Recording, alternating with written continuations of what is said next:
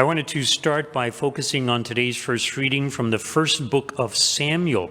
So notice how both David and King Saul are praised by the women. Now, it is important to note that David was anointed king by Samuel, but David doesn't seek his kingship. He doesn't seek to overthrow King Saul. In fact, he has tremendous respect for King Saul. So it's only after Saul would die that David can legitimately assume the role of being the king.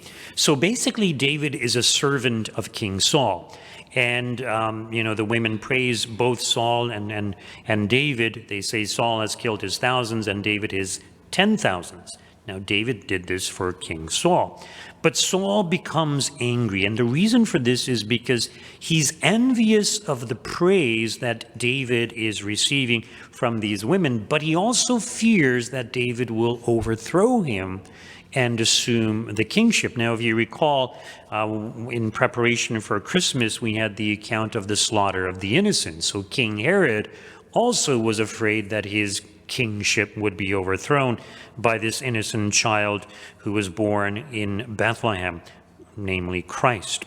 So once again, an innocent person is attacked. So yes, David is to become a king, but he's not a threat to the kingship of Saul. So it isn't so much that David is a threat, but Saul is envious of David. And envy is one of the 7 deadly sins. And many people misunderstand the 7 deadly sins. They are not mortal sins in and of themselves. But if we allow these 7 deadly sins, or one of the 7 deadly sins, to go unchecked, in other words, if we don't make the effort to fight against it, it could lead to mortal sin, and that is why it's referred to as deadly sins. So envy is one of these, and people are often envious of others because of the things that they have, or the position they have in the workplace, or the promotion that they get that they themselves were hoping for and did not get. But this envy often causes a person to feel sorry for themselves that they are deprived of that good that other person has, or they just compare themselves and, oh, that person has so much good, I have such little. So the root cause of this is pride and self-pity. We give in to self-pity. We feel sorry for ourselves because we're not like that other person. But that other person is the catalyst for these things happening.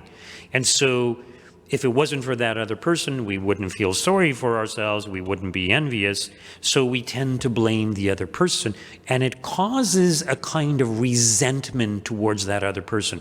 He has the good that I want, and sometimes it's because of that person that I am deprived of having that good. So it leads to resentment, and it often leads to hatred, and as we see in the case of Saul and others, it leads to even a desire to want to kill. Okay, so there's a saying that power corrupts and absolute power corrupts absolutely. So Saul had this power; he could kill anyone he wanted to. Now, Saul's son Jonathan has a great esteem for David, and he convinces his father not to kill him. And notice how David, or rather Saul, he swears that he will not kill David, but in the end he will do so.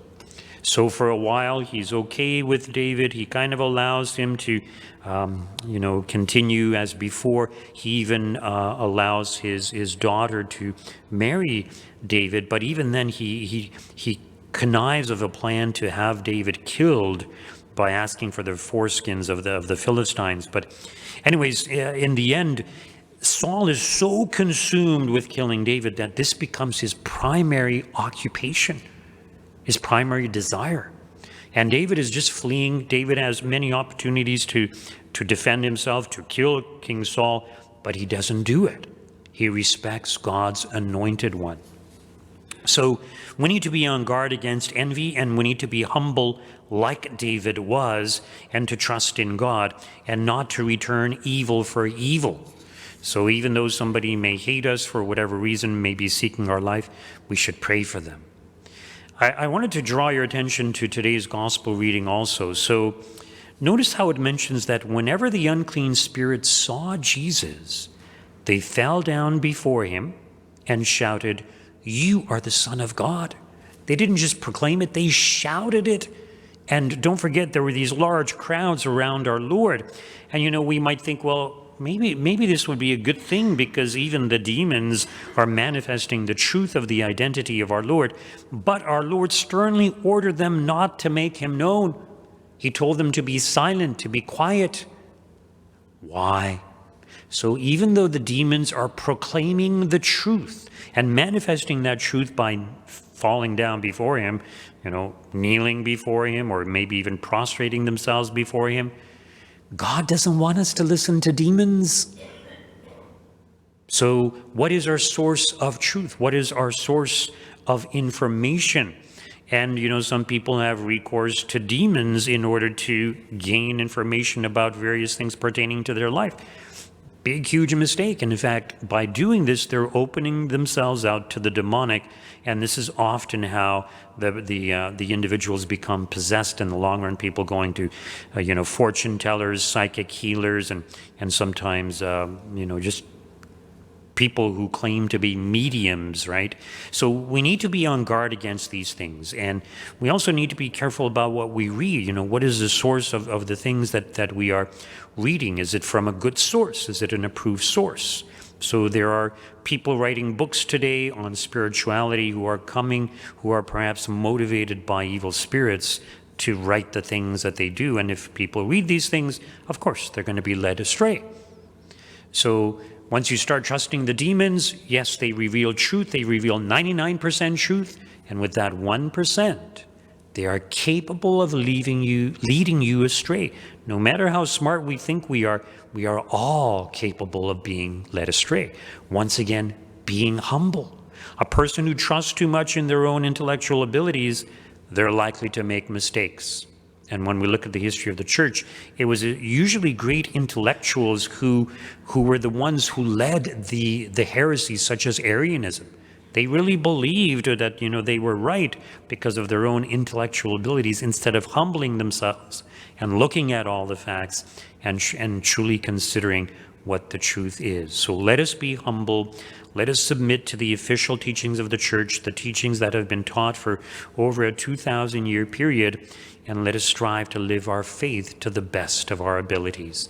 Just a couple of announcements. We will have a funeral next Wednesday at 10 a.m. for John Skrabek. The visitation will be at the Ogden Funeral Home on Tuesday from 5 to 8 p.m. May his soul and the souls of all the faithful departed through the mercy of God rest in peace. Also, just a reminder, we will have our next question and answer session this coming Saturday after the 5 p.m. Mass. I removed the box just so we have time to answer the questions, last-minute questions. Sometimes they require too much work and we may not be able to get to them. Thank you.